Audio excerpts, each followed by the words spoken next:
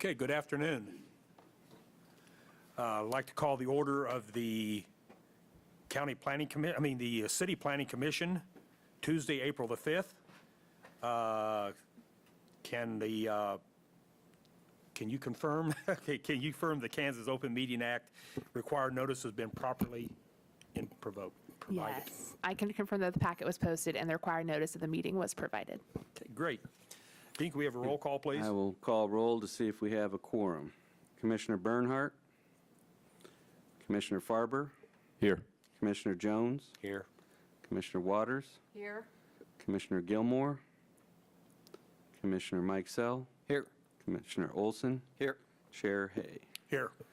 So we do have a quorum of 6 members of our 8 total membership, so that gives us a quorum, and we've provided notice of today's meeting, so we can now proceed with today's business. Okay. So we're going to go to number 3, new business, public hearing items, 3.1. Minutes. Oh, I'm sorry.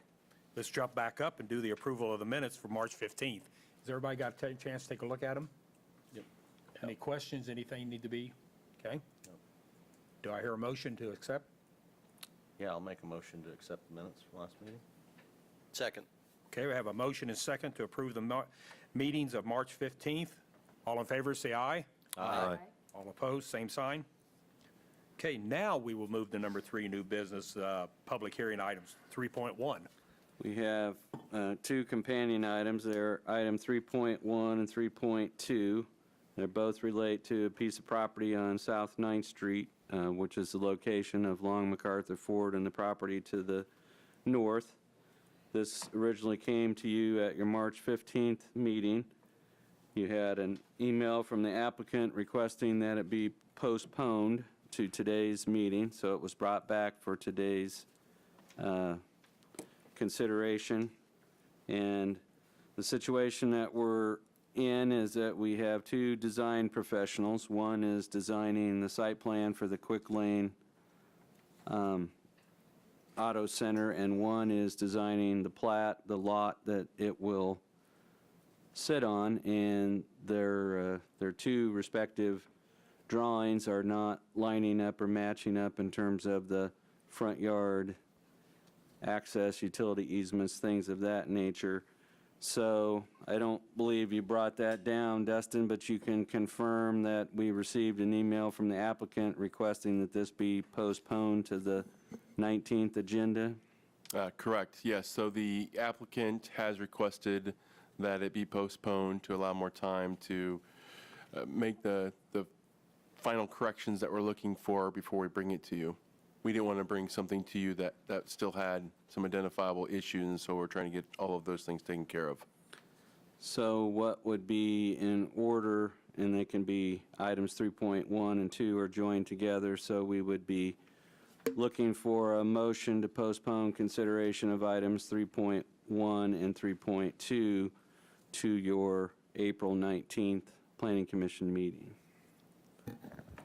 I move that we postpone items 3.1 and 3.2 until our April 19th meeting. Second. Okay, we have a motion and a second to postpone item 3.1 and 3.2 to the April 19th Planning Commission meeting.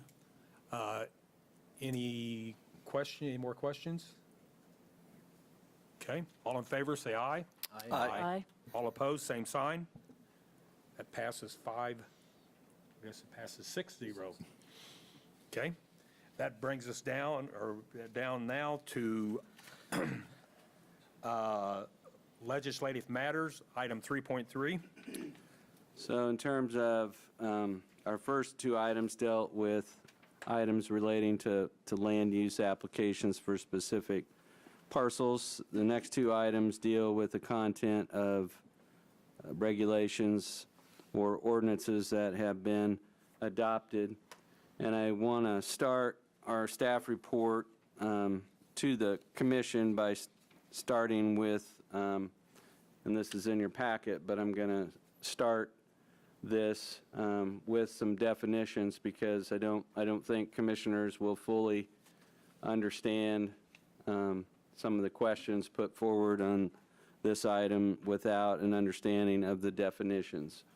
So the first definition is a manufactured home, and a manufactured home is something that's a factory-built housing product, and it's not placed on a permanent foundation, but it is connected to utilities, and it's not constructed or built or manufactured to meet a local jurisdiction's building code, but it is manufactured to meet a national code, which is known as the HUD code. And so a manufactured home is a factory-built home that's not on a permanent foundation, and it doesn't meet the building code. And then the next definition is manufactured home park. We have multiple manufactured home parks. Salina may have more manufactured home parks in its city limits than any city in Kansas. Some of that dates back to the fact that we had the Smoky Hill, then Schilling Air Force Base, and manufactured housing became a way for providing housing for base personnel. So if you're familiar, most of the manufactured home parks are on the west side of town, some on the southwest side of town, accessible to the former air base. So we have a number of parks that are located within the community. A manufactured home subdivision is different in that in a park, the park owner owns the land, and an individual could own a manufactured home and lease a spot, or in most cases, the park owner owns the home and leases both the spot and the home. But in a subdivision, the owner of the manufactured home owns both the manufactured home and the ground that it sits on. And in a manufactured home subdivision, the manufactured homes, although factory built, are placed on a permanent foundation. So the property that's directly north of what is referred to as Cedar Creek, that is the subject of this application, is known as Country Oak Estates, and that is the only manufactured home subdivision in Salina, and a majority of the homes in that subdivision are factory-built homes that were placed on a permanent foundation. And that allows, by placing it on a permanent foundation that and having ownership of the land, that allows people to get conventional financing. Because under Kansas law, a manufactured home is considered a vehicle and is considered as personal property, not real estate. The next definition is a mobile home, and a mobile home is a factory-built home that is generally built before 1976 and is not manufactured to meet any code. And we do have leftover mobile homes in the community, but we're slowly getting rid of them, and that is the goal of the Planning Commission dating back from 1991, is to get all mobile homes out of the city. And so you'll recall that you looked at a plan up in North Salina for the North End Manufactured Home Park, and every unit in that park was a mobile home, and that was completely cleaned out and replaced with new manufactured homes. And then recently, what was formerly known as the Pace Mobile Home Park over on West Crawford, that was acquired, and all the mobile homes have been cleaned out of those lots. So if you try to bring a mobile home into the city of Salina and place it, that is not allowed. It's only allowed if it's a manufactured home, not a mobile home. So keep going, Dustin. The next definition to be familiar with is a modular home. And a modular home is also built in a factory, but it is built to meet the city's adopted building code, and it's placed on a permanent foundation. So many of the homes that are in Country Oak Estates along Marcella Drive, south of Schilling, are modular homes, meaning they were built in a factory such as Wardcraft, or there was Heartland Homes out of Osage City, and they made homes that were designed to meet the building code and be placed on a permanent foundation. Then we have motorhome, which is completely mobile and not attached to anything, and the only time you can live in a motorhome is you can visit a relative in Salina and stay in their yard or driveway for 14 days, and then you have to move on. But it's not legal to live in a motorhome in the city of Salina.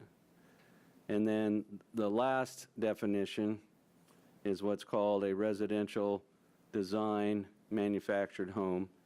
And the best example I can come up with is on South Street, as you're driving over towards Ace Hardware. There is, at the corner of the northwest corner of College and South Street, there was a lot there where the home on the lot burned down.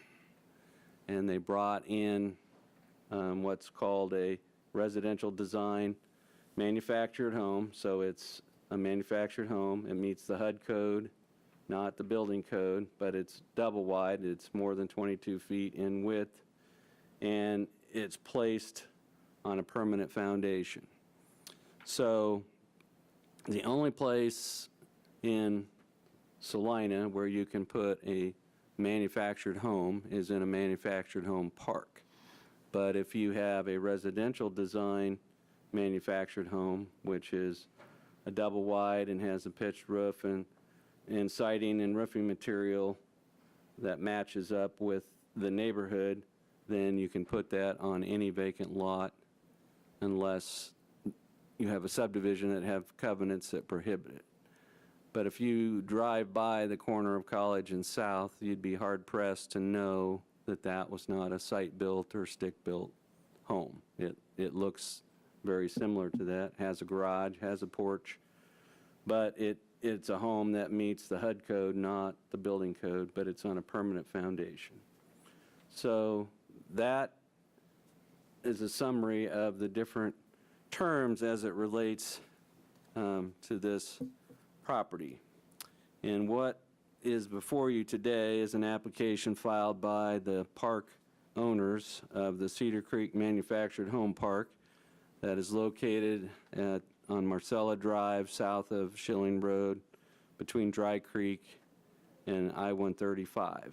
And the origin of that dates back to 1996, and Mr. John Melvin, a local Salina resident, had a vision for a different kind of manufactured home park that would have more of the characteristics of a subdivision and have more open space, less density, be more open than a typical manufactured home park. So he came forward in 1996 with a plan to rezone and plat a piece of property that is between I-135 and Dry Creek, south of Country Oak Estates. And that was presented to the Planning Commission in 1996, and preliminary approval was granted.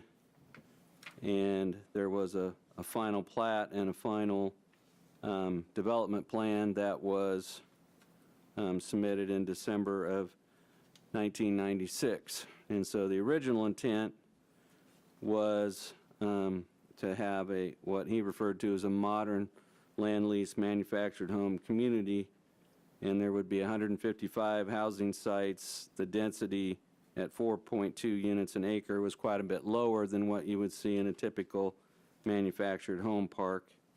And then he proposed amenities such as a community center, storm shelter, walking paths, common recreation area as part of his plan. And his plan was that he would retain ownership and maintenance responsibility for all the property and infrastructure. But one of the things that makes Cedar Creek unique is that most of the infrastructure, water and sewer, is public infrastructure, public water lines, public sewer lines, whereas most manufactured home parks have private lines many of which have very limited capacity to provide water flow, fire protection, any of those things. So there were specific conditions that were attached to that. Originally, there was a plan to incorporate some of parkland in the northwest corner, but the end result was a 37-acre area, a density of 4.2 units per acre. There was a storm shelter that was built underneath the community center, and a community center, and was designed for phase 1. And the width of the streets was increased to 27 feet for better circulation and emergency access. So this final plan was brought to the Planning Commission in December of 1996, and the final plat and all that occurred in 1997. And so the first thing that happened was the public infrastructure was installed. Fortunately, the landscape buffer that he installed along I-135 is still there. That was an important consideration for the Planning Commission, the community center, and there were 47 units that were located north of Cedar Creek Drive, and those constituted phase 1 of the development. And so in 1991, the Planning Commission adopted new zoning standards for manufactured home parks, and Cedar Creek was the first park in Salina to be developed under those new standards. And it's the first and only park that was developed in accordance to a park plan. So just for the benefit of the Planning Commission, the city has, since 1976, required that manufactured home park operators have a manufactured home park plan, and that plan be on file with the city clerk's office for their park. And to date, Cedar Creek is the only park in Salina that has a park plan on file with the city. None of the other manufactured home parks have a park plan on file with the city, except for the North End Park that you approved earlier this year.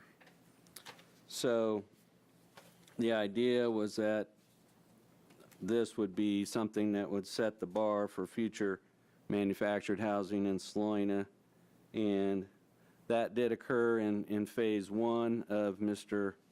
Melvin's development. But then in 1999, Mr. Melvin sold the park to ARC, or Affordable Residential Communities, and they also purchased Prairie Village, West Cloud Commons at that time. The current applicant is Vineyards Management Group. They recently purchased Prairie Village, West Cloud Commons, and Cedar Creek from Saddleback Communities. They're the new owner-operator of these parks. They have purchased 75 manufactured home units with the goal of filling every vacant space that they have in those 3 parks. There are no special requirements for placing manufactured home units in Prairie Village. There's no specifications for double wide or single wide or unit sizes or carports or any of those things. The same is the case in West Cloud Commons. But as the only post-1991 park, Cedar Creek has standards that don't apply anywhere else in the city. And Vineyards Management views those standards as obstacles in their way of fully building out the Cedar Creek Park.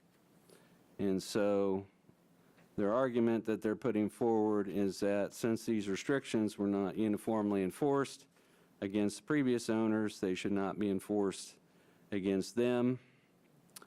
As zoning administrator, I have indicated that I don't have any choice but to enforce those, and the way that to do something different is to request that those standards or restrictions be repealed. So the specific things, and I don't know, Dustin, if you're able to put up that graphic of the ordinance, But the conditions that were established back in 1996 established minimum length and width dimensions for single-wide and double-wide units. There especially was more interest by the park operator to have more double-wide units. So you would have to scroll with that, Dustin. You'll have to keep going.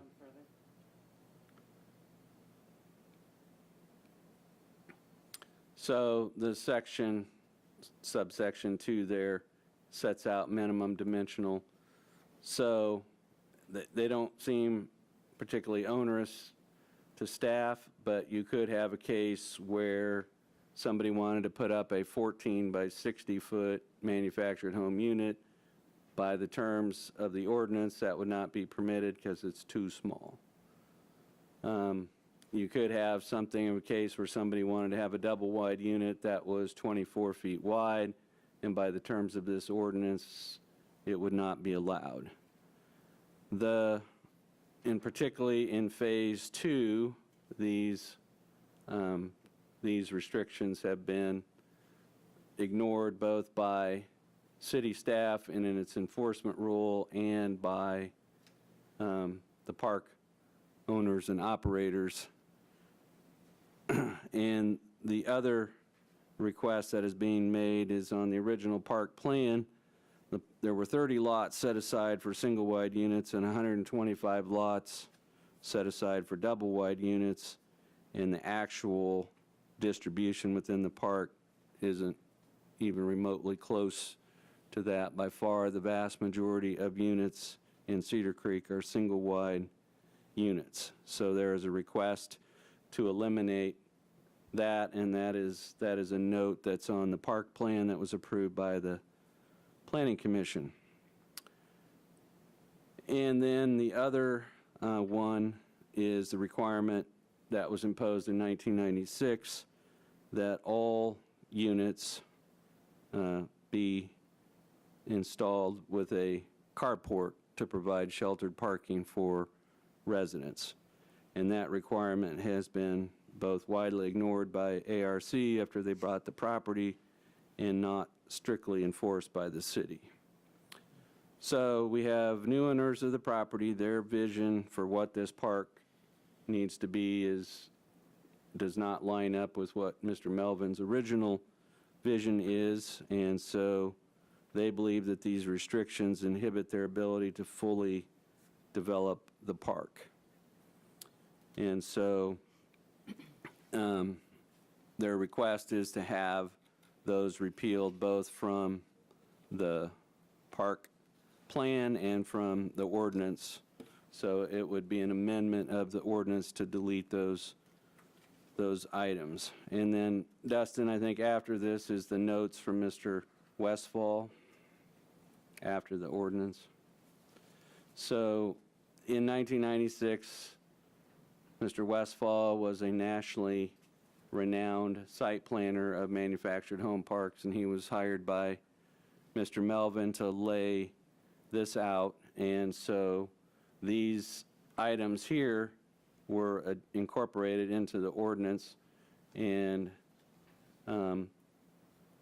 they required that all homes have pitched shingled roofs and that all homes have a carport, and that was incorporated into the requirement. So attached to this report, we've given you a background report of the chronology, and I would say that it is strictly an internal matter for the city, but up until 2002, the building official for the city and the zoning administrator for the city were the same job, the same person. And then the building official was given the sole responsibility for building codes, and the city had no zoning administrator because the building code enforcement was the only responsibility of the building official. And so that is the point in time when you can see this park change. I've actually looked at an aerial photo, which we have and which we can show, from 2001. And in 2001, every unit in this park had a carport. And the double wides were where the double wides were supposed to be, and the single wides were where the single wides were supposed to be. And then now we have a number of homes in Phase 1 that don't have carports. And the reason they don't have carports is a lot of the homes that were in Phase 1 that were double wides with carports got moved out, and then they were replaced by different homes with no carport. And so it was essentially a situation where Phase 1 was pretty much done according to plan, and then the wheels fell off in Phase 2. So to give you an idea, and I sadly did not learn this until 2019, which is way too late, but the process was changed so that the process became that someone who was setting a manufactured home would call on the phone and say that they'd set a home at X location, and the inspectors would go out and they would look to see if it was properly anchored and hooked up to utilities. They wouldn't look at whether it was a single wide or double wide or what the dimensions were or where it fit on the lot. They just would look at the anchoring and the hookups, and it would be set. And so when you do that, you have no idea what's actually going there and have no record of that. So that was the case until 2019, when I discovered that the building services staff had been approving the placement of single-wide homes on Marcella Drive. And all the homes on Marcella Drive are supposed to look like the homes farther north in Country Oak Estates, and none of them do. So what occurred there was a request came in to place another home on Marcella Drive. I became aware of it, and I said, I don't care how many homes there already are on Marcella Drive, there's not going to be any more that are single wide. So that put us at a stopping point. At that point, I met with the park owners, who was Saddleback Communities at that time, explained this all to them, and gave them the option of coming before the Planning Commission to request repeal of the restrictions that they did not like. They did not take me up on that offer, and then they sold the park to Vineyards Management, and Vineyards Management has come forward with a request that those restrictions be repealed. And so those are identified for you in the staff report, and that specifically relate to particularly the requirement for double wides versus single wides and the various restrictions. What we would point out is, in defense of building services, is that they are not charged with enforcing zoning, and they did not, in their minds, differentiate Cedar Creek from Prairie Village or West Cloud Commons or other places, so they treated them the same. Unfortunately, Cedar Creek was intended to be different than those, but the way it has developed over time is essentially the same. So the water is out of the bottle, so to speak, and so this is what's being put forward today, so that the owners can develop the park according to their vision and not according to Mr. Melvin's. So with that, I'd be open to any questions that you have. There's actually quite a bit of stuff that was attached. One of the things that I noted in there was, we have two ordinances. One's a zoning ordinance, one's a licensing ordinance. Every park in Salina is required to have an annual inspection and be licensed. And what occurred was that the staff found that the parks were so out of compliance that most of them couldn't meet the licensing requirements. And so as an alternative to shutting them down, the licensing part of that was suspended or put on moratorium in 2010. And so no park has been licensed or issued an annual license since that time. Most of the parks that we've gotten rid of, Pace, and we've gotten rid of the Del Rey and the Shangri-La, and most of those have occurred voluntarily as opposed to the city withholding a license and shutting it down. So that's why there's two sets of regulations that are attached. One is in the zoning ordinance for new parks, and the other one was passed in 1976 to try to deal with all the existing parks that were mostly developed in the 1950s when the air base was active. So with that, I'd be open to any questions about you have in the packet or timelines, or this is by far the most documented manufactured home park we have in Salina. So Okay, any questions for staff? So, Dean, what we're actually doing is trying to repeal the 1976 and bring in whatever the new that we've got in front of us now. I think the biggest mismatch is that Mr. Melvin viewed this. They had a ratio that they presented that was 30 single-wide units and 125 double-wide units, and whether it was the market or just the desires after he sold it to ARC, but on more numerous than you can count lots that are set aside for double-wide homes, there are single-wide homes that the city allowed to be placed there without protest. And so the point is that it would be very difficult to go back, and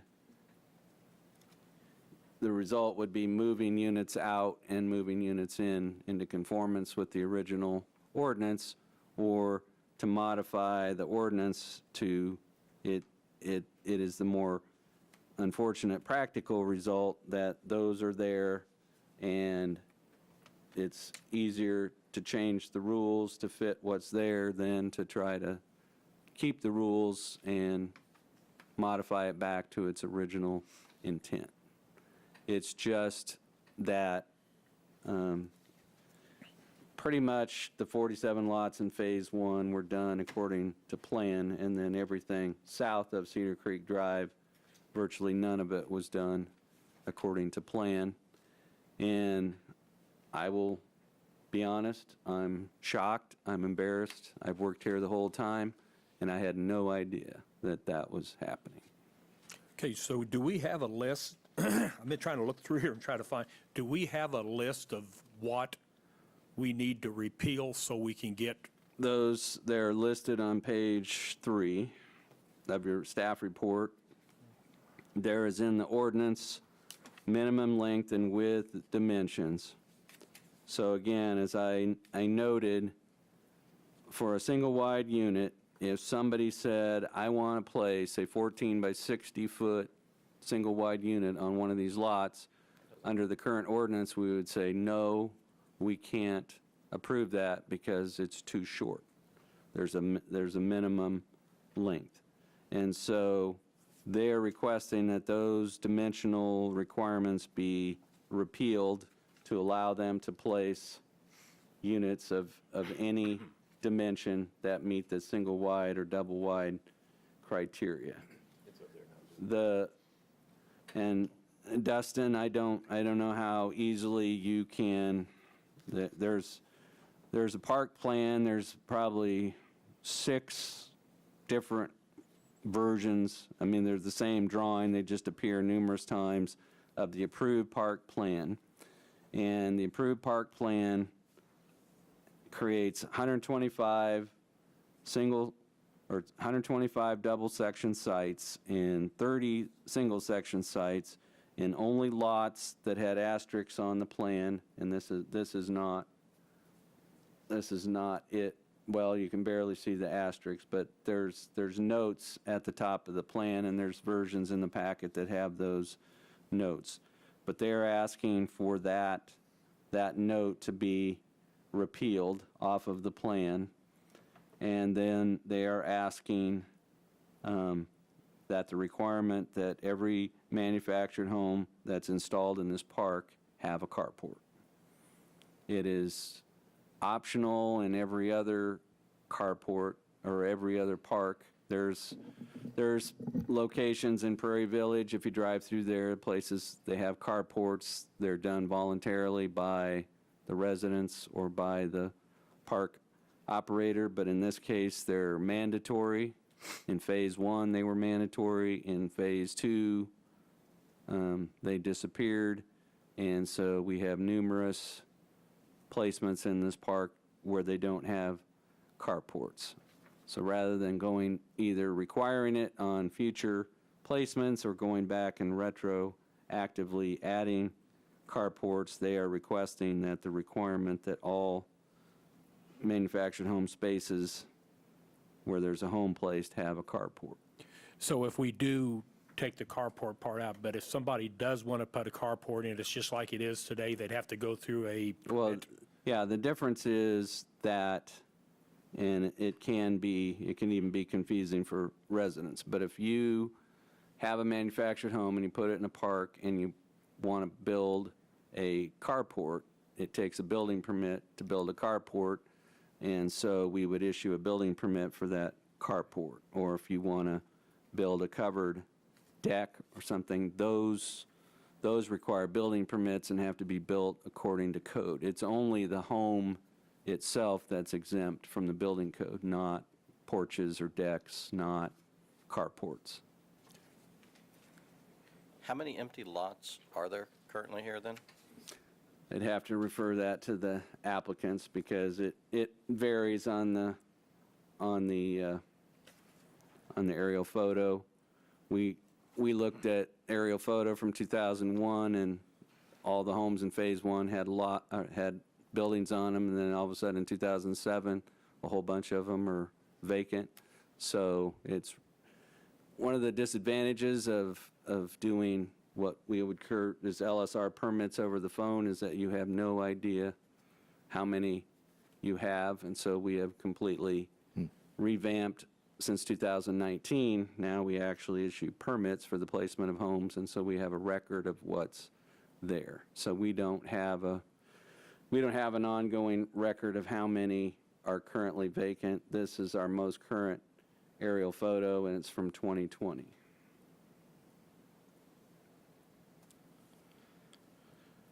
Okay, any more questions for staff? Kind of curious about the length and width dimension, the request being to eliminate it altogether. I'm assuming with a manufactured home that there's some sort of standards on sizing, so wouldn't it make more sense just to change that to? Well, we don't have that in any other park, and we can let the applicants address that. Okay. But as someone that as of 2019 now reviews all manufactured home placements, I can tell you that I just approved 2 over in West Cloud Commons that they're 14 feet wide and they're 40 feet long. And so the 14 feet, that's pretty standard. You have a lot of single wides that are 14 feet. You have a lot that are 16 feet. Those are probably the only 2, but there's really no reason to specify it because it's kind of an industry standard. It doesn't, the purpose that was done in 1996 was to keep 14 by 40 units or 14 by 56 units or things to make this a park for larger units, and so it had those minimal dimensions. 28 feet on a residential design home placed in a vacant lot, that makes sense, but there's a lot of double wides that are 24 feet. So it doesn't really make a lot of sense to spell that out in a specific ordinance to have those minimum dimensions. And again, it has to do with how they're manufactured, what's available, what fits on a lot. Again, the applicants can tell you that a lot better than staff can, but I mean, there are all kinds of single-wide units that are less than 66 feet long, and so eliminating that gives the park operator more flexibility based on what's available. So another question. So say that we don't eliminate any of the standards that are there. Does that require all of the existing to go back and meet those standards then? Such as Well, I was carports? just, there's Or would it only there's be the for there's new the ones coming in? there's the political and practical, and then there's the legal. But just so that planning commissioners are understanding, under Kansas law, a building permit that's issued in violation of the law or under the mistake of fact confers no right, may be revoked at any time, and does not stop the city from doing so. So if I approve a building permit to build a liquor store in a residential lot, and we build it, and it opens its doors and everything, and then everybody says, well, that's not even legal. And the owner of the liquor store says, well, I have a building permit. Under Kansas law, that building permit is illegal and invalid because it never should have been issued in the first place. That's the legal status. The practical status is if all of these things are not changed, then what we would be doing is then we would be in compliance and enforcement mode, and we would be looking for a mechanism by which, as homes are replaced, that they're replaced according to the original plan, not according to what's currently there. So that if none of these requests are approved, then we're in the enforcement mode of trying to get double wides where double wides are supposed to be, get the dimensions to match up, and go through there and identify all the units that don't have carports and get carports. Dean, back to the size question here a little bit. I know these tiny homes are kind of a fad right now. How would us eliminating some size requirements, would that proliferate those, or? Well, when we've had study sessions on this before you got back on the commission, but the primary barrier to tiny homes is not zoning, it's the building code. And so there are certain dimensional requirements, even as things as how large windows have to be for fire personnel to enter them, having ladders instead of steps, things of that nature. And so most of that is related to building code and not zoning items. But this has no relationship to that, because if you're outside a manufactured home park, we still have minimum dimensional requirements for a residential design manufactured home that's placed on a regular lot, and that's 880 square feet. So that is when you're trying to take a manufactured home and introduce it into an established neighborhood. This is a manufactured home park that's designed and intended for manufactured homes. Thank you. I appreciated the definitions you gave to begin with, kind of. Because it's pretty complicated. We're even giving staff a quiz to see if they can keep them all straight, so. Even reading through this last night, all the terminologies, that helped me out a lot.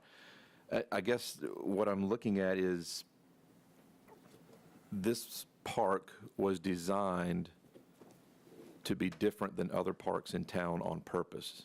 That is correct. And by removing the codes that set it apart from the other parks in town,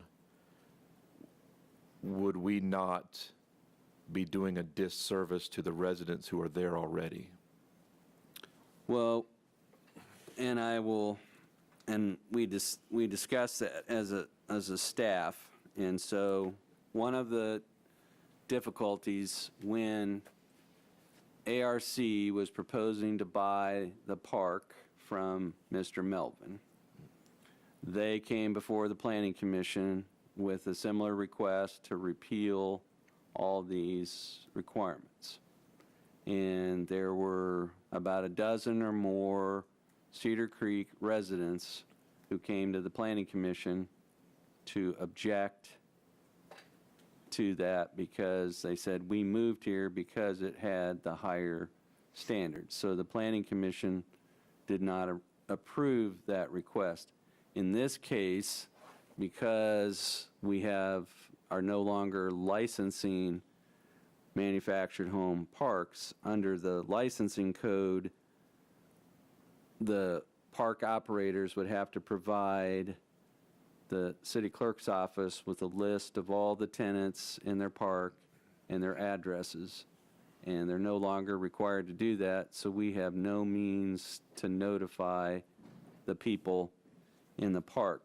But what we noted in our report is changing from double wides to single wides, and you have single wides that are already there.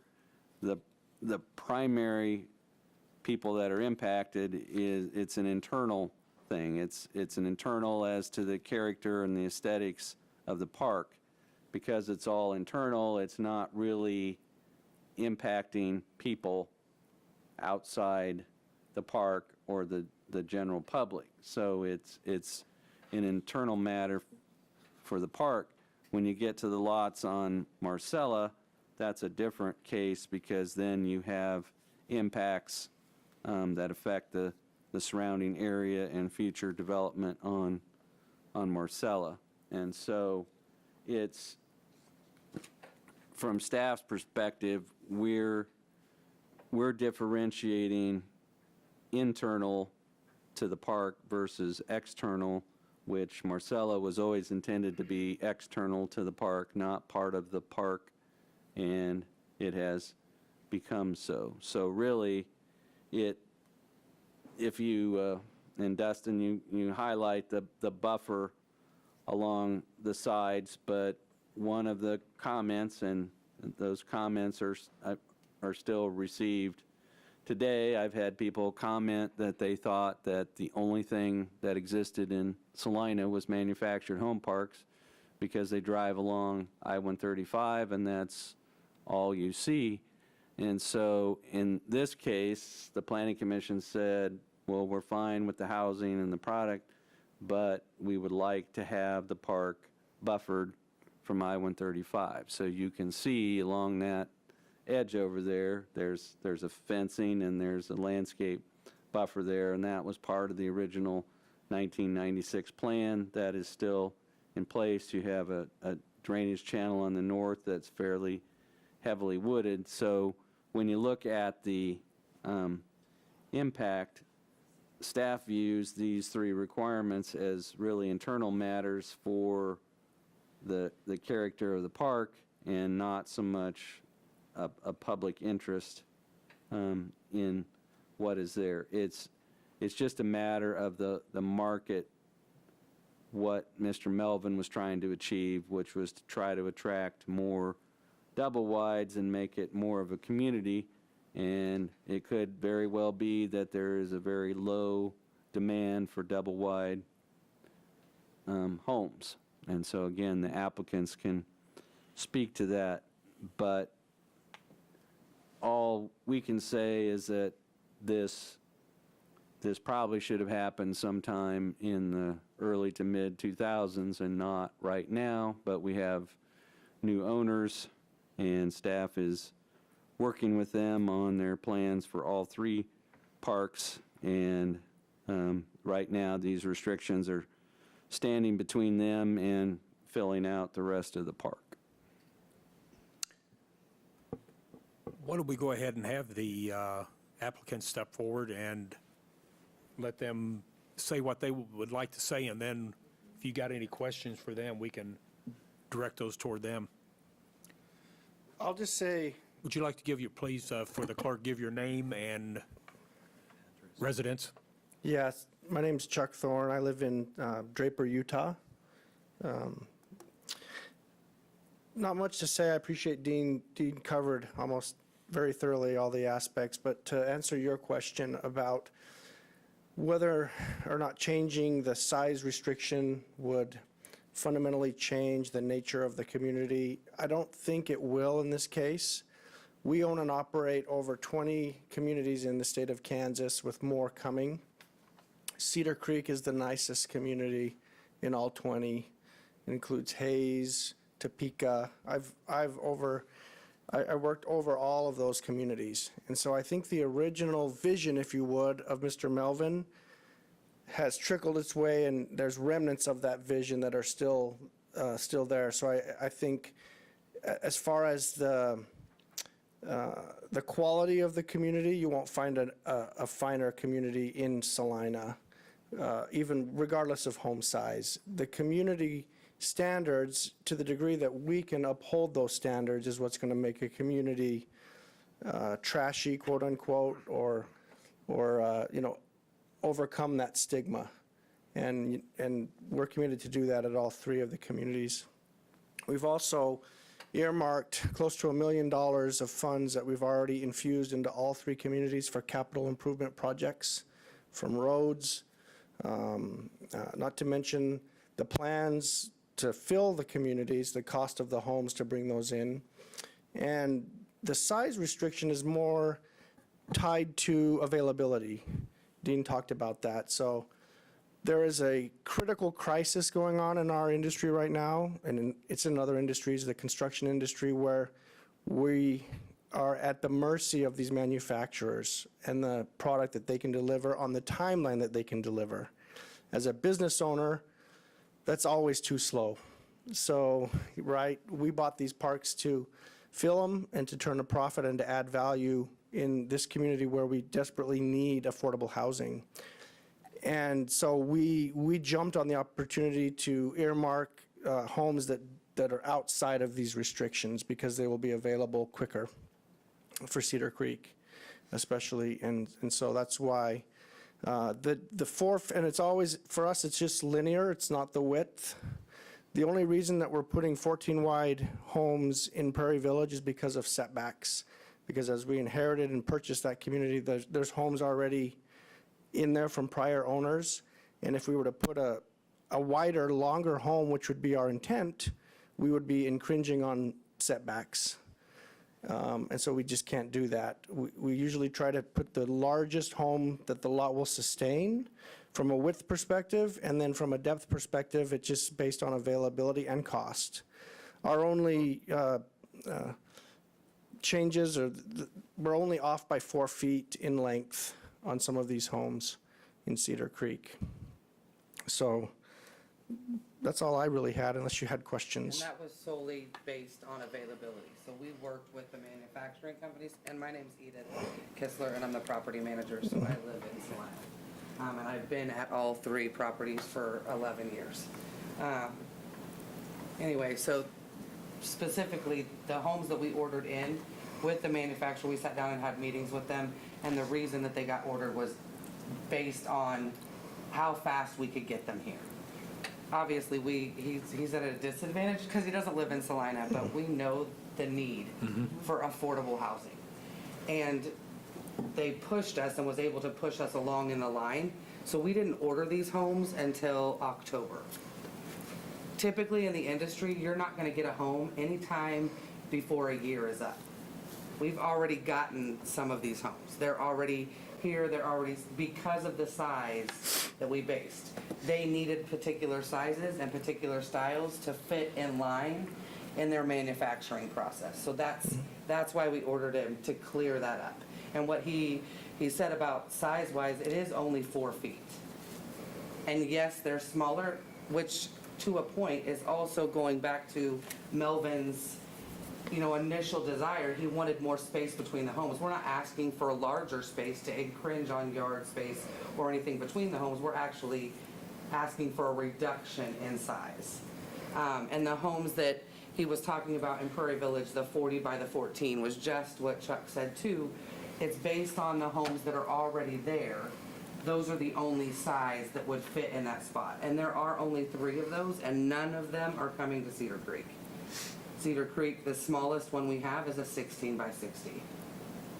And you had asked, I think somebody had asked how many current vacant lots there are. 23 is all that's left. Every other lot, which there's 155 spaces in that community, every other lot has a home on it and people living in it. That's Cedar Creek you're talking about? Yes. Okay. Yes. So how often do they turn in that? As far as homes moving out? Yeah. I've been there, like I said, 11 years, and I think that there's only been a handful of homes in 11 years that are pulled out. Okay. And one of those, the same house that was pulled out, that same house was pulled right back in. Less than 6 months later. I'm curious, Vineyards Management, were they aware of this non-compliance when they bought the property? So in our due diligence, I went back, it's a great question. In our due diligence, we were made aware, we had access to this, but it was obvious during our site inspection that those restrictions were not adhered to. So in talking to current staff at the time, asking about that, we were informed that it's, for the most part, over the last several years, had not been an issue. And so that got buried deep in the due diligence process and wasn't considered soon enough when we were ordering. We probably could have got a handful of bigger double wides, to be honest with you, but on the single wides, it wouldn't have made a material effect in our ordering. I got the impression when I read the letter from Skyline last night that they are really going to produce what they want to produce, and that there's a year, like you said, a year waiting time for that. Especially double wide. So these are the first double wides. So we've been doing this here in Kansas for 3 years, our company. This is the first order of double wides that Cedar Creek's the only community in 20 that we own and operate that's getting double wide homes. In my opinion, based on conversations that I've had with representatives from Vineyards, it's because we are a clean, nice town, and that community is nice, and we can sustain a rent, an affordable rent, but still a rent that's attainable for the company to be able to sustain bringing those in, if that makes sense. And if you need numbers as far as that, so these particular double wides, they're 3-bedroom, 2-bath, and I'm renting them for $1,100 a month. And soon within the year, people would have the option to be able to purchase them if they wanted to purchase them. Right now, it's not, because you got to get all the licensing and all the dealer stuff and all of that to be able to do that. But that will be an option going forward, so people can still own their homes. However, rent would still be $1,100, and then on the smaller, the 3-bedroom, 2-bath that are the 16 by 60s, those are renting for $850. And just so you're also aware, I have reservations, like I have people that have already paid deposits on future homes that are coming in, if that makes sense, coming from out of state for Prairie Village, for the West Cloud.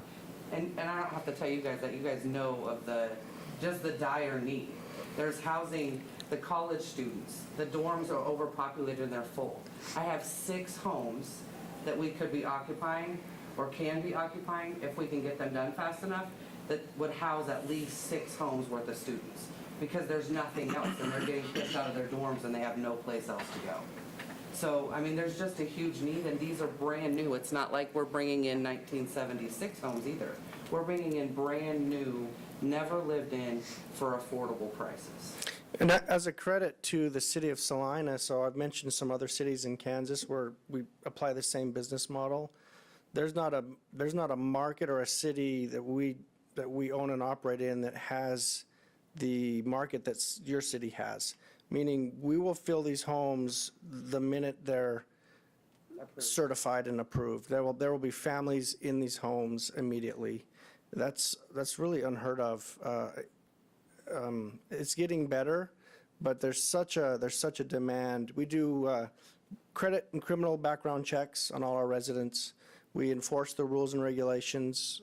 We take a real hands-on, active approach in maintaining, trying to keep these communities safe, and we're just excited to be able to do that here in Salina. And like, I think you had asked about the current residents and the people that are there. Like I said, I've been there for 11 years and how they would be impacted by changing the home size.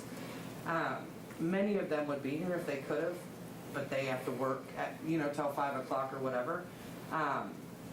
There's only a couple that may be upset by this, but I can't honestly think of any that would, because we have, other than size, I work hard, I want it to be, and I've worked with Sean from the city, we don't want to have junk. We don't want to have the 1976 communities. We want to be nice. We want people to be able to be proud of where they live and still be able to do so in an affordable manner. So I honestly can tell you that I don't believe that you're gonna have the amount of people show up that would. You know what, they would already be here today if that was the case. But, because they know. Just one second, I just want to clarify one thing. So, Dean, they were not informed, though? The city did not inform them This about is a meeting? text amendment, so there was no, this was an advertised public hearing, so the purpose of the hearing was advertised, but we didn't send any notice to tenants in the park or make any And attempts. before our next meeting, I can send out an email blast to all of them so that they know that they can come in here and say something if they would like to. But just to be honest, they've been watching all these single wides come in for I've been there for 11 years. And the old company brought in 40 plus. I guess that's my next question. You've been there for 11 years. Out of that 11 years, how many homes have been brought into the park? At least 40. Okay? And out of those 40 homes, you were aware of the restrictions that were supposed to be put on those homes that weren't? So let me explain, because I wasn't the owner, I was the manager, and I had never done property management prior, okay? So when I got hired by Saddleback, which was a month after they purchased the properties, they had a crew, that their set crew, come down and meet with the city. I'm not sure who they met with, because I was not a part of that, and explained their desire, and explained they're gonna bring homes in, and they're gonna do this. And I'm gonna tell you that the city allowed it. And these were setters from Colorado. And never once, until 2019, to be quite honest, until 2019, I was never, ever made aware, because they never balked about anything. And I can also tell you that I can agree that he was very upset and very embarrassed because even phase 1, and I know that he says that phase 1 went through, but absolutely nothing south of that Cedar Creek sign on Marcella is on permanent foundation. So that means every home from the beginning of the creation of the park was done against the code that was written for it. There is not one single home in that entire community that is on a permanent foundation. And I invited them to come out and say, hey, look, I can tell you this is not correct. This is not, and I'm sorry that I wasn't aware, I'm sorry that I didn't know, but for the last 10 years, I've been here and you guys have allowed this without, in fact, some things were adopted, like the thumb grooves and the railings and on the decks. That was adopted because of the setter that Saddleback was using, because we were trying to do the same as Vineyards was doing and bring in quality, nice, brand new homes to build the area up, not tear it down. And so I truly believe that that's part of the reason, too, that the residents wouldn't have the problems, because we've lived up to that. We're not bringing in, trash. We're bringing in good quality, affordable homes that is needed. Okay, so the homes that are not on permanent foundations now, are they? There's no home. There's no home anymore, Not okay. one It's done, home. okay. That's, And some of those homes, all those homes on Marcella in phase one that he was talking about, none of those homes have ever been removed and a new one brought in. Okay. Those are all original to the original plans from 1996. And none of them are on permanent foundation. Okay. Does that need to be corrected, Mr. Andrew? We'll just have to look into that further, because those homes that are on Marcella went before the Planning Commission and the Board of Zoning Appeals, and the Board of Zoning Appeals reduced the setback required from those from 25 to 20 feet. And so what they were doing was they were believed approving residential design manufactured homes, but that will just have to be delved into. But that is why we provided all those definitions for you. But the ones that are farther south on Marcella are supposed to look more like that and not be the single wides. But that is not part of our discussion today. Our discussion today is focused on the internal streets, Ring Neck and Cedar Creek Drive, and the other things that are internal to the park. And so what's happened on Marcella is a separate matter from what we're discussing today. But in terms of numbers, I can state, and again, it's something I've taken upon myself since 2019, but just this year in 2022, we have issued 86 permits for placement of homes, manufactured homes. 36 new homes for West Cloud Commons, 14 in Prairie Village, 24 in the north end, and then an assorted new homes placed in the Nordbo's southwest court, which is west of Central Mall. So at 86 permits, some of these are upgrades from what was there previously. Some of them were put on vacant lots, but that is an indication that we wouldn't have 86 in the first 3 months of 2022 unless there was some demand to occupy those. So. And these will all be brand-new homes in all three parks. We'll fill the parks with never-before occupied manufactured homes. Mr. Thorne, I have a question for you. One of the requests that you're asking to be repealed is regarding the carport situation. With all of these other parks that you're involved in, how many of those have the carport as a requirement? None have them as a requirement. Like Dean mentioned, you'll see that we allow that at the discretion of the individual residents at their own expense. We have to approve it, and based on the jurisdiction of the municipality, there may have to be a building permit issued. Some residents want covered parking, and some aren't concerned about it. And so it's the exception in all the other 20 parks, and it's not mandated in any of those. And I like what you said, that it's very clean out there and at Cedar Creek specifically. Right. And I can't help but think that the reason that is because of some of the covenants and restrictions that we have placed on that community, whether they've been The enforced or not, infrastructure, unfortunately. obviously the infrastructure, having the public infrastructure is a huge benefit. And we saw on the map that whole phase one at one point had carports and was in accordance to the original vision, so to speak. And so the park was designed for that vision, but I can say that there are remnants of that vision that have still made it through. As far as, and it's a credit to Edith. I don't know who was running the community before her, but are there opportunities to improve? Definitely. Is there some clutter here and there? Yes. Are there some parking issues here and there? Yes. But as far as if you were to go and take a look at all the other communities in Kansas that we own and operate in some prominent cities, Cedar Creek's the best asset by far. So I think one thing that is true about Cedar Creek, regardless of size of units and all of those other things, is that the infrastructure, the quality of the road network, the width of the roads, the public water and sewer lines and fire protection that's there, the amount of open space, so it's not overly crowded. All of that, it is due to the original design and layout, and the size of the units really just goes to the aesthetics and the character of the park, whether it's a double wide or a single wide community.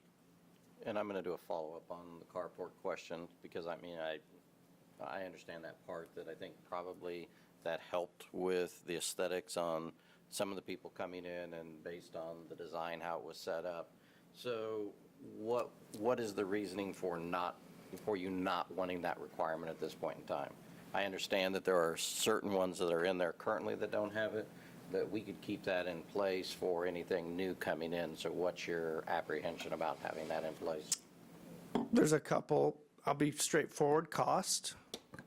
It's expensive for us to have to mandate that. That's going to prohibit some residents. That's going to exclude some residents from being considered for occupancy, just based on, if we were to mandate that you had to install a carport within a certain given time of move-in, that would provide, I believe, an undue hardship on some residents.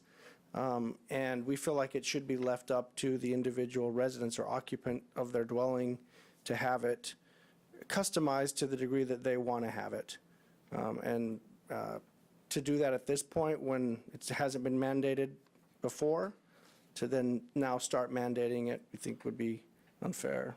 And I can add a little bit to that, just based on what residents have come in. So some of the old ones that had carports on them, and mind you, Saddleback never put any carports on any there. So there's 50-plus homes in there that are new in the last 10 years that don't have carports either. Because once again, I didn't know. I'd never been a property manager. I didn't know. But residents sometimes don't like the carports because of the width of them, so that it doesn't allow for your bigger SUVs, your bigger trucks and things like that to get in. So where he's saying customizable, it is a big thing, because I've had people say, I don't want the carport, it's gonna be a bigger problem, and so they'll go choose a home that doesn't have the carport on it versus one that does. It's a preference thing. And I know you talked about cost, so what is your estimated cost for putting a carport, or that cost to the resident? Probably $10,000 and $15,000. To do them currently the way that they're there. So I'd go back to Dean then. Is that typically what we're seeing for cost for carports putting into a residential area? But 10 to 15,000? If they're standalone, it could be lower, but with a mobile home, you have to then change the manufacturer. You have to change the way that they're built, because then they have to be built differently to be able to withstand the carport. They have to Attached. Yeah, they have to attach differently, like what is out there currently. If you're trying to meet the ones that were initially there, then you have to order the home built differently in order to withstand the attached carport. So this will go back to Dean then. So on the carport, on the requirement on that, so is the carport something that has to be attached to the structure, or can you go buy a carport like you see next to some houses that's a metal frame with pitched roof, and you put it in next to that structure? Well, it would. What was the requirement? It would require more and further digging, but we have the carport guidelines that are in your packet, and Mr. Melvin basically had a single design, a single prototype, and it had metal supports, and it had to be set back 20 feet from the front property line, and it had to be either 10 by 18 or 10 by 20 to accommodate and shelter a vehicle. But we didn't allow wood supports because Mr. Melvin didn't want them. That was not part of his design. And so what was done in phase one, basically every carport was the same, but some of them were freestanding and some of them were attached. but there was not a requirement that they be attached. Some of them were just freestanding. But I'd also mention that we went out there in the Phase 1, and we had actually found some cases where people, instead of parking cars under their carports, had built steps and a deck and put them under the carport instead of a vehicle. And Or so- enclose it and create a workshop, Yeah. you know. And so that not every carport that got built got used as a carport. They got converted to something else. So nothing was foolproof, but the way that Mr. Melvin did it was that he basically had a prototype, and that was repeated on every unit out there, and it was metal support posts. And so the ones that were done in the very first Phase 1 were all the same. And I would agree that none of the homes that were placed by Saddleback had carports or a requirement that they do that when the homes were set. In our internal requirements today, if we're not restricting carports, if a resident wanted to bring a carport in, we would have those same standards. We wouldn't enforce, we don't want the self-constructed type of carports. We want metal supports and pitched roof and covered and. Yeah, there are minimum anchoring and snow load and wind load requirements that apply to any carport, whether it's in a residential area or on a manufactured home park. There's not a different standard. It's the same standard for anchoring and wind and snow loads. Okay. Any more questions for the applicant? Any more questions for staff? Thank you. Thank you.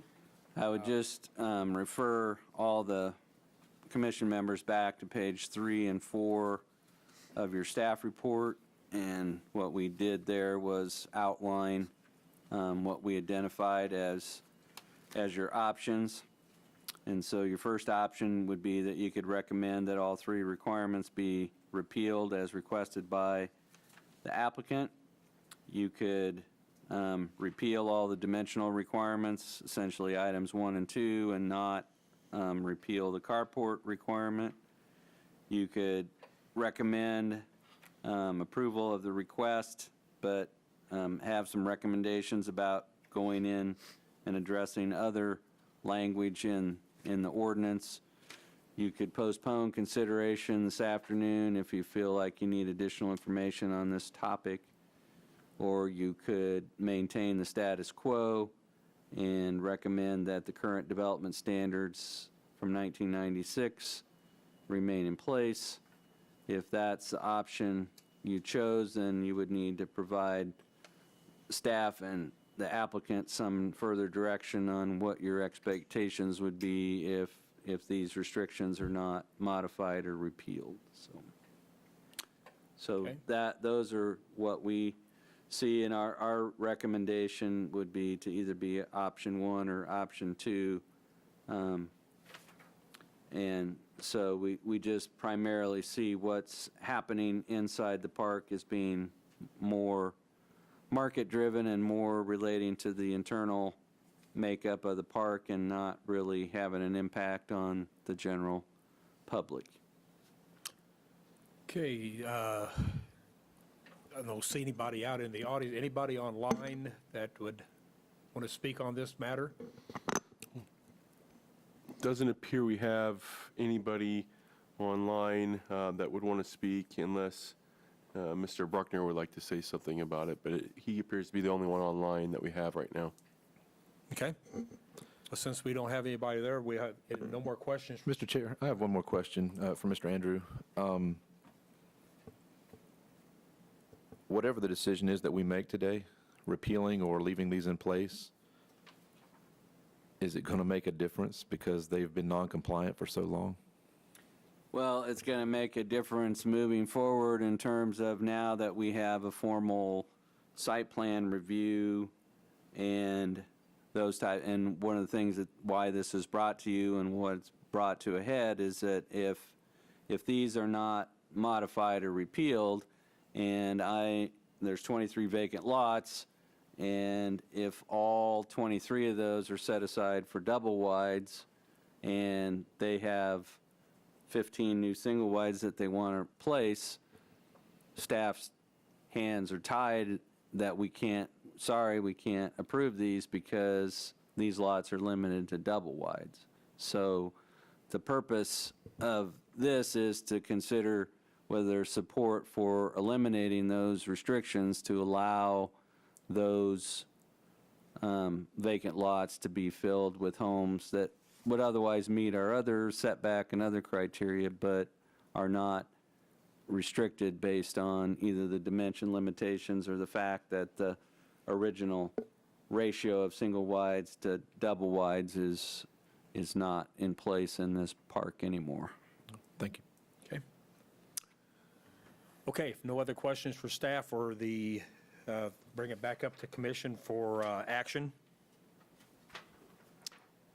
I think, for me, as a practical matter, the fact that this has been allowed to go on for so long is not approval, but it's approval by denial or whatever.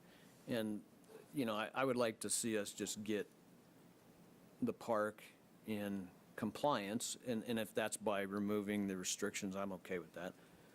But I also want it to be fair for the other parks, or if a new park wants to come in, that it be level playing field for everybody.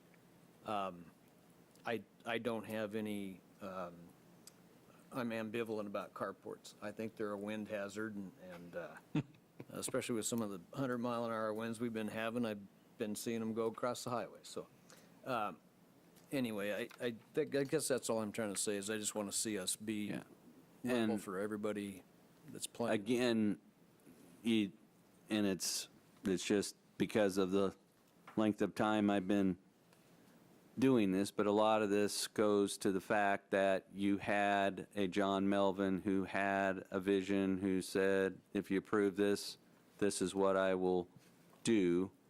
And it wasn't the planning commission, it wasn't staff, it wasn't that we necessarily imposed the double wide, single wide mix. It's something he did, and then the planning commission said, well, this is what he's selling us. How do we make sure it happens? So staff's job was to make sure that what he promised was carried out. Well, that didn't carry through to subsequent owners who didn't have the same vision. But you just approved the park plan for the north end, and we didn't have any dimensional, I mean, we didn't have the space, but I mean, those are all single wide primarily because we weren't starting from scratch, we were retrofitting. What we had here and what we still have here is we have bigger lots and we have more green space and we have more open space than any manufactured home park in Salina. And we still have that regardless of the unit sizes. And I appreciate Mr. Melvin's original vision, and like you say, a lot of that is still being carried out in the layout of the thing. But times move on, and as a practical matter, the homes that are available that we can put there are going to be different than what they were at that time, so. Yes, and I don't know, it depends on how long you've been here, but you may remember Melvin Mobile Homes that are manufactured homes that was up on North 9th Street. And so not only did they have the parks, but they had the inventory, and a majority of what Melvin's had was double wide homes. So, but they are no longer in business. I would agree with you. I mean, it was designed away and initially, and things have changed, and from no fault to current management, current owner, things got passed by, current residents that are there on what they're going to do. I mean, I would agree. I think we just need to move forward, make sure it's equal for everybody going forward to it, and we've got somebody that's looking to try to fill it and bring it in some new places, so. I'd make a motion if everybody's ready to make a motion, or let somebody else make a motion. I'm good to second. With which option, number one, or? I would say number one. I would make a motion for approval of application Z22-4 with, to approve all three of the request for repeal. I second it. I'm sorry. Go Okay. ahead. We have a motion, and we do have a second, that would recommend that all three requirements be repealed and requested by the applicant. All in favor, say aye. Aye. Aye. All opposed, same sign. That carries 6-0. Thank you. That will go to the city commission for an ordinance that would actually repeal 96, 97, 38. We'll let you know when that's. And we still need to come to the next ones on the You 12th. you don't have to come to that, but, What about the second? The second is just the publishing date, or? Yep. yeah, that's the second reading. The one time it will be discussed will be April 25th, and we'll send you all that information. Okay, Chief, I appreciate it. Okay, thank you, guys. Yeah. Thank you, thank you. Okay, that brings us to 3.4. I don't know. This is where it all fell apart, is when they changed and allowed to do them. Yeah, item 3.4 is also a request for a text amendment, and again, this, we've discussed a little bit, and staff spent a lot of time discussing the whole concept of what we call due diligence, and we have provided you with the background of this information. Copper Court is kind of an obscure street that has kind of an obscure history, but it only became Copper Court in 2008. Before then, it was unknown, unnamed street, and now it has got a name and everything is addressed there. And Superior Heating and Plumbing was located on that street for many years. They have relocated their operations to the former El Dorado bus plant on Wall Street, and they have leased their former location on Copper Court to Bruckner Trails Truck Sales of Hayes, Kansas, and they wish to establish a dealership involving new and used truck sales, parts, and service. Unfortunately, neither party involved in the lease performed any due diligence, and so in order to have a truck dealership, automobile dealership, the state of Kansas requires that the local zoning administrator sign off on the application that the location for the dealership is properly zoned. In this case, the I-1 Industrial Park zoning district is different than our other industrial districts, and it does not list or allow automobile dealerships or truck dealerships as a permitted use. So Bruckner Truck Sales filed this application requesting that the district regulations be amended to add truck sales and service as a permitted use. We have gone through and looked at the uses, and Dustin has put together this matrix, and you can see just about any of these types of truck uses would be allowed in I-2 or I-3, but not currently in I-1, and they're also conditional in some of our other zones. And so as we looked at it, we looked at, we have automobile and truck washes, we have automobile repair, Ord's Automotive Repairs on Centennial Road. It's in an I-1 zone lot, and it was approved conditionally at that location. We have boat sales and recreational vehicle sales. So from that standpoint, if you can have RVs and boat sales, it would certainly make sense to have truck sales. However, as the Planning Commission can see, those uses that are similar are allowed as conditional uses that have to be approved on a case-by-case, location-by-location basis. And so, as we looked at this, it seemed to us that the truck sales were more like the list of conditional uses in I-1, not the list of permitted uses. But nonetheless, you would have the option this afternoon of recommending that truck sales and service be added to the list of permitted uses in the I-1 district. You could recommend that they be added to the list of conditional uses in the I-1 district.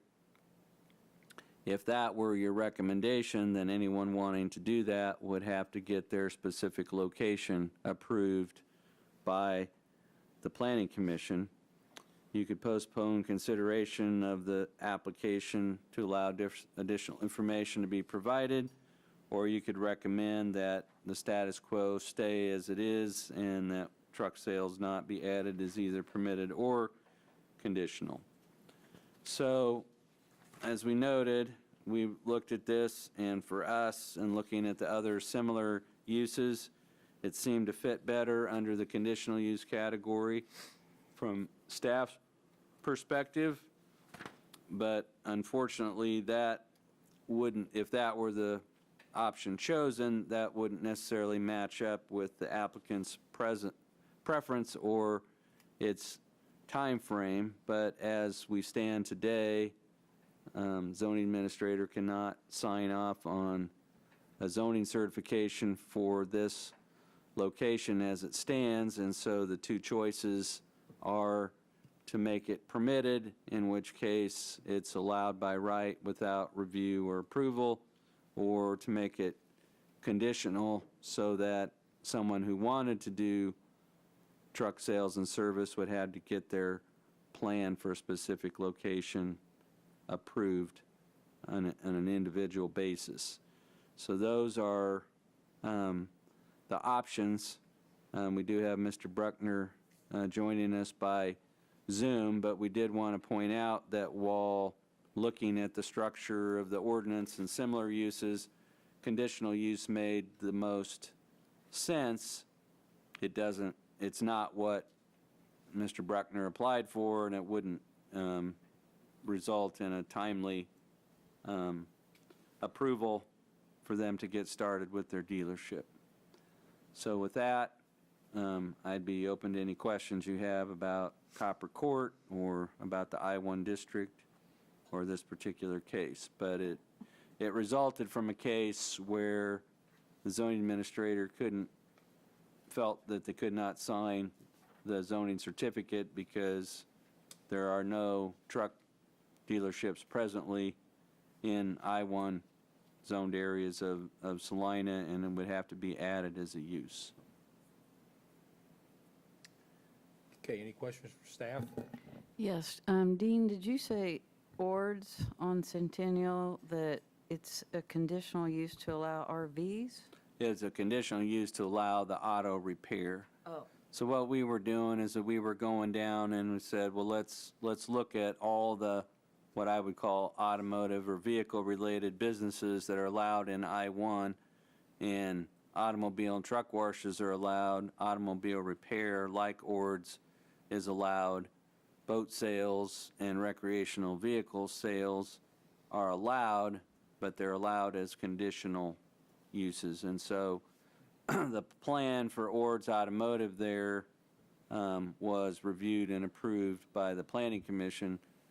And so when you have something that's a conditional use, then you have to have Planning Commission approval on a case-by-case basis, just like we do with a group daycare home. It's not permitted everywhere. It's permitted based on the location and the attributes of that location. So that would be the distinction between conditional and permitted. So under conditional, the Planning Commission has a discretion to say no, not here. Under permitted, it's just allowed and there's no review. So it's just that it takes a period of time to get a conditional use permit approved, and I know that Mr. Bruckner is anxious to try to get his dealership established in this location. What kind of time, Dean, are we talking about to do that?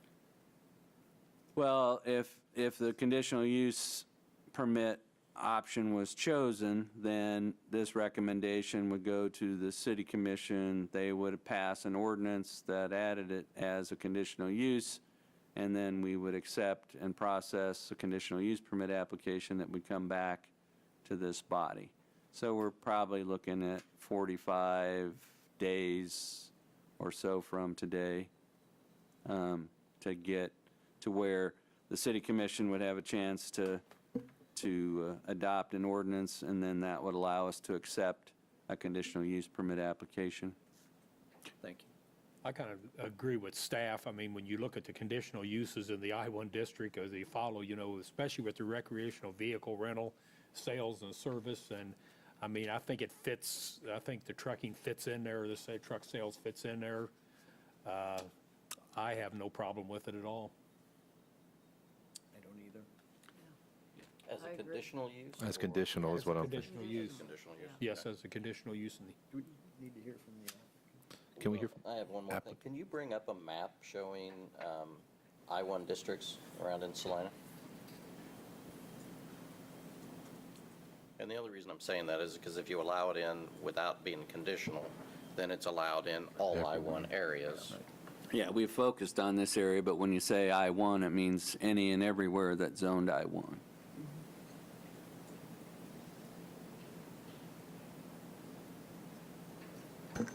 It's difficult to distinguish, but the I-1 is going to be the lightest color of gray that we see. And it's not an overly prevalent zoning district. I will say that as well. This is, the light gray up here is I-2, the darker gray is I-3. Most of the I-1 that we have is probably in this airport area. There is some around the airport terminal and around the Tony's campus along Arnold Avenue. There's I-1 in there. The what I give as the best example of I-1 zoning is there's a beer distributor warehouse that's on Arnold Avenue leading to the airport, and that is zoned I-1. And so it has the paving, it has the landscaped area, which is what differentiates I-1 from the other districts. But Dean, other than, So, hold on, go to the southeast area over there by Schilling and that in the gray. Is any of that no, this is, I would agree with I too. Mr. Hers that it's mostly concentrated in the airport industrial area. There's very little I-1 in the northern part of the community. Most of the band along the railroad tracks and all is I-2 or I-3, and there's very limited. There might be a slight amount of I-1 along North Ohio, but it's really limited. It's mostly concentrated in the airport industrial area, and a lot of the origin of the I-1 district was because of the presence of it's been under different names, but the K-State Salina campus, and so virtually everything that's across the street from the K-State Salina campus is I-1 because of a desire to have a higher standard of industrial development near the campus. But in I-2, this is already allowed, correct? If this was an I-2 zone lot, it would already be allowed, yes. And most of our I-1 are sitting next to I-2s in most of those areas. So would it be allowed in those other areas? Yeah, almost, if you would have the area around the airport terminal and this area along the east side of Centennial Road adjacent to the campus for Kansas State University is where the I-1 is concentrated. And it's there so that there's a higher standard for development near the college campus than your standard I-2 or I-3. And as we noted, the two main things is that an I-2 or I-3, you don't have to have paved parking and you don't have to have any sort of landscaping. An I-1, you have to have paved parking and there's a front yard landscape plan that's required. okay, well, Mr. Bruckner, would you like to add anything? Yes, sir. Can you hear me? Yes. Yeah, so just a little, I guess, background maybe. We acquired the Summit dealership for Mack and Volvo trucks earlier this year. Summit had international Mack and Volvo. Rush purchased the international piece of that business. And with that purchase, Rush acquired the facilities and of course all the people kind of scaled along with that company. So basically we had a franchise and no facility or people to support it in that market. So time was a little bit of an essence to get property located and people and to be able to support traffic running up and down 70, and then, you know, any kind of local customers that we have that are running the Mack and Volvo product, which I believe the city is one. So we identified this in finding a facility that works for our business. Is you know, those buildings are a little unique to find the shop space, base space to be able to work on the trucks, and then warehouse space for parts and whatnot. So we identified this place. It's what we recognize as a temporary. We're leasing it from Chris as we evaluate that market to purchase hopefully some property, some land up on the highway to build a facility later down the road. But I guess back to I think Mr. Andrews' comments, you know, time was kind of the essence, and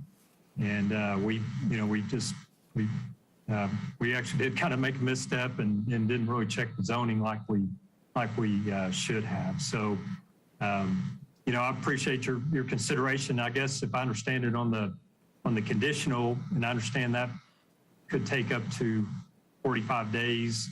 You know, maybe my question, or is there any other avenue or way to, if we went with is it the I-2, you know, is there a quicker turn to be able to occupy and start our operation? Is he saying to rezone it? Yeah, what we looked at and discussed as a staff is that it would just frankly be a spot zoning, a spot I-2 surrounded by I-1. So the fastest way to get a decision on truck sales as a use, the map amendment and the text amendment are equal in their time, but the primary time distinction is that if it's a permitted use and it's allowed anywhere in I-1 as a permitted use, and the city commission agrees and they pass an ordinance to that effect, at that point in time, any property that's zoned I-1 can be a truck dealership and truck sales and service. If the ordinance is amended to make it a conditional use, then as soon as the ordinance is passed that makes it a conditional use, then we can accept an application and set it for planning commission to act. You are the final decision maker on a conditional use, so it doesn't have to go to the city commission. But what that does is, if in your mind it should be permitted anywhere you have I-1 zoning just as of right, then that's going to be a shorter time frame to where they can get their dealership application signed on. If you say it's conditional, then that's going to delay the decision.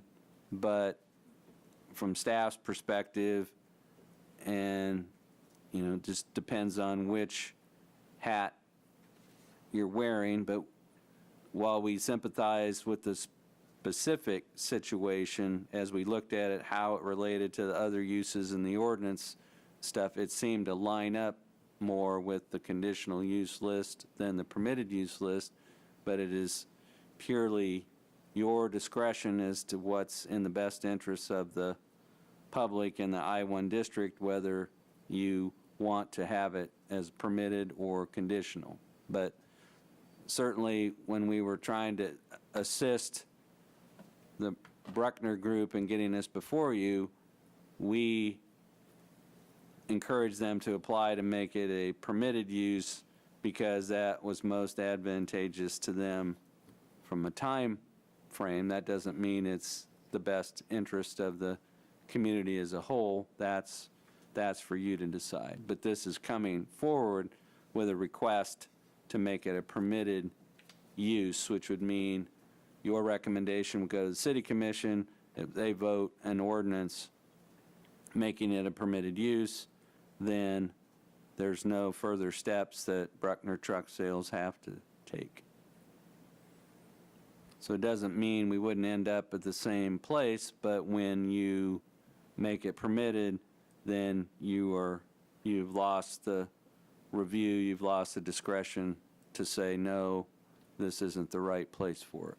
So that's the way you have to look at it. But certainly we did not think that trying to rezone this to an I-2 or I-3 made sense, given that there's no I-2 or I-3 on the east side of Centennial Road. That wouldn't put you in a very good spot either. So if it goes back to, so the I-1 has its own requirements based on landscaping, paved, all of that compared to the I-2. So the biggest distinction. But there are things that, obviously there are things that are grandfathered in. There's properties in the I-1 district that were developed before there was an I-1, and they are what they are. Right.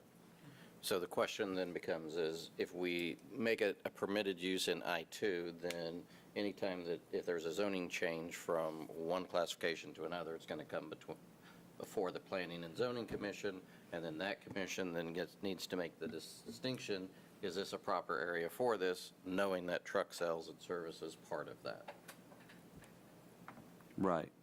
So, And knowing, it's, what this doesn't address automobile sales or any of those things, but all we did in our analysis, and I just asked Mr. Hers to make a table, which we had on the screen, let's take all the truck-related uses and see which of them are allowed in I-1, and presently, none of them are.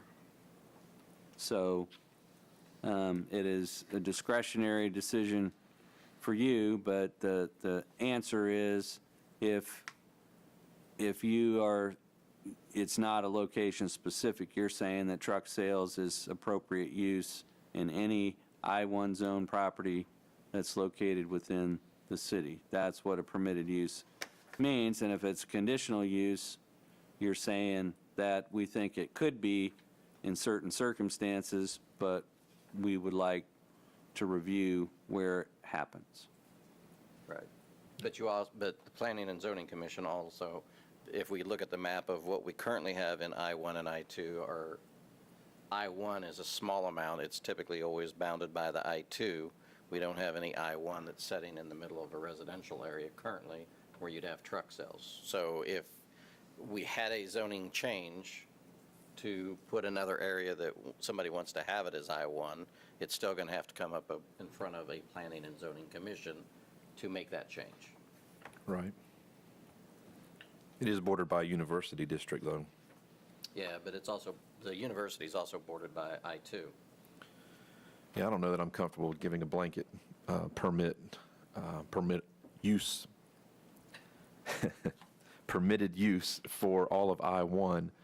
I'm leaning more towards staff recommendation of conditional use.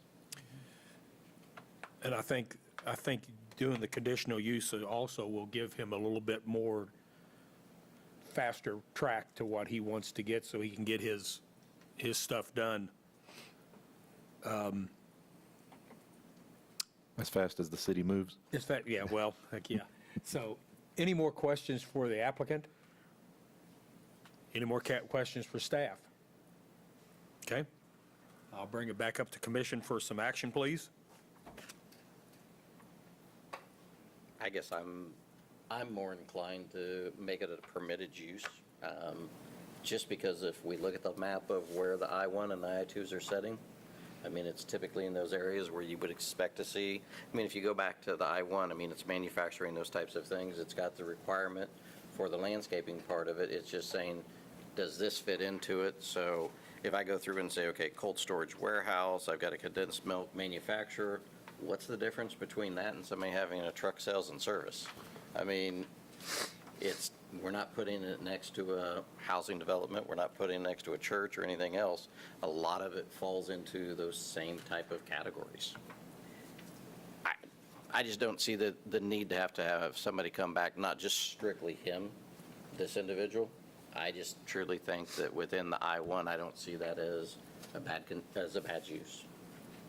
I don't see it as a bad use. I would like it to be conditional, though, just so we can make a decision. We don't want something to pop up. I do like the protection with the landscaping, the paved parking and so forth that it does offer. That's, again, just my input. Okay, so we've got, somebody like to throw a recommendation out?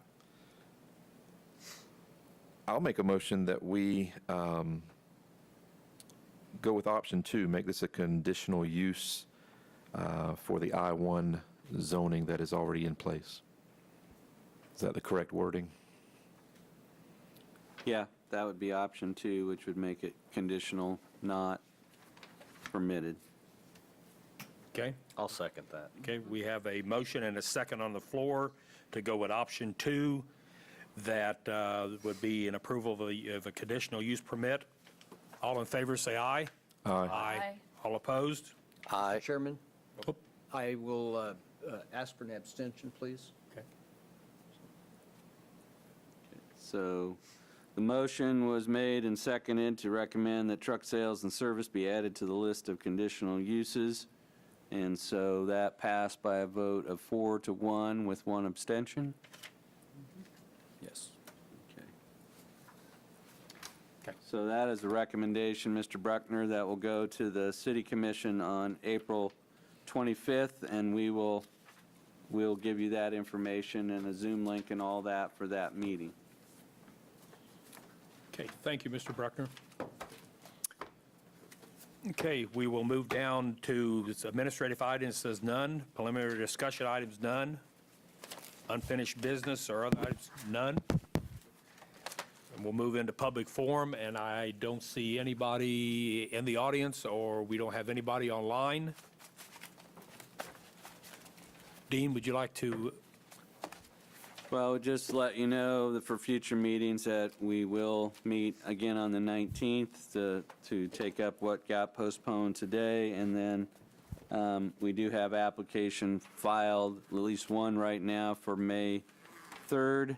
And that is a proposal to take the building that's a vacant convenience store at 9th and Crawford and convert that into a vape shop. And as we were discussing, or vapor lounge, as we were discussing the differences between conditional and permitted uses, that a vapor lounge is a conditional use that has to be approved on a location-by-location basis, so that will be coming to you for review. There may be something in addition to that, but right now, that's what we have filed for that hearing. And then we have applications that will come in various, they're in various stages of needing some additional information, but we have applications that have been filed to plat the remainder of Stone Lake, which is east of the lake, the remainder of Magnolia Hills Estates, which would bring it all the way over to Holmes Road, and then the remainder of River Run, which is located at the south end of Marymount and has a Phase 2 associated with it that has never been brought forward since that was done in 2003.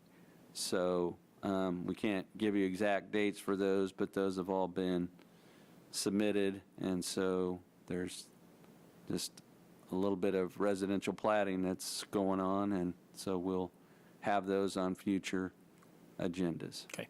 Can we just back up a quick second? On the vaping lounge. How is it that they can take the property, develop the property, sign the property, put out front it's a vape lounge without having a permit to do it to start with? They can't do any of those things. It's and already done. I mean, it There's a sign says on the right on the building. front of the building.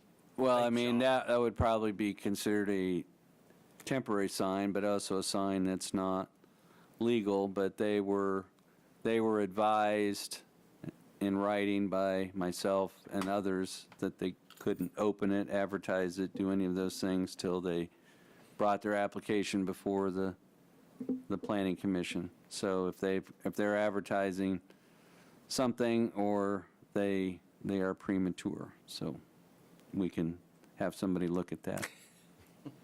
Just a question. Does it say a vape shop on It does say vape shop. It's an orange building. It says vape shop right on the front of it. Yes, they do not have a sign permit, nor would we issue one for a use that has not been approved, so we'll check that. Okay. I would entertain a motion to adjourn. So moved. Second. All in favor, say aye. Aye. All opposed, same sign.